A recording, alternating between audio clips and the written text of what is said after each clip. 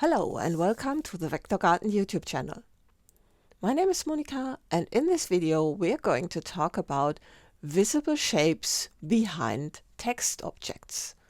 So if I fill a text into this circle with the type tool and then click on this shape, you see the red circle is now gone. It's filled with text, but the circle is gone. So how do I get my red circle back behind that text?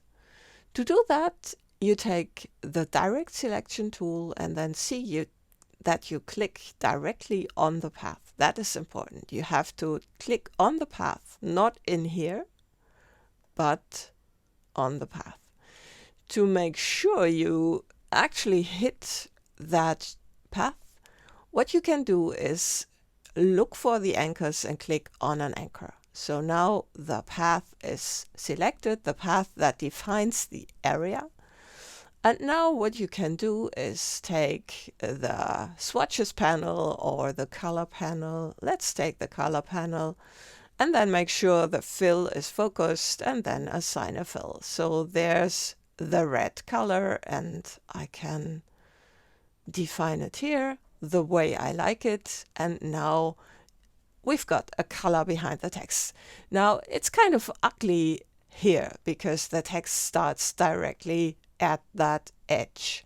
So let's change that. To do that, you select this text object and then you go to the area text options by going into the menu to the area type options, or you just double click the text tool and then you can create inset spacing to have a space between the edge of the shape and the text, like so. So this is a lot nicer, and then we have this working.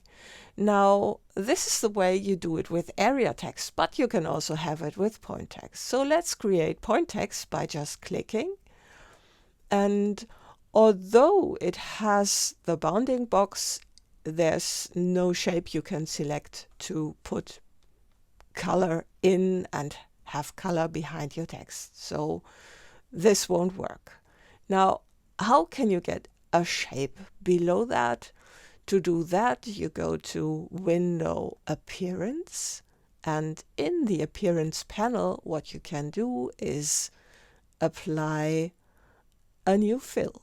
So you add a new fill, and let's give it a color.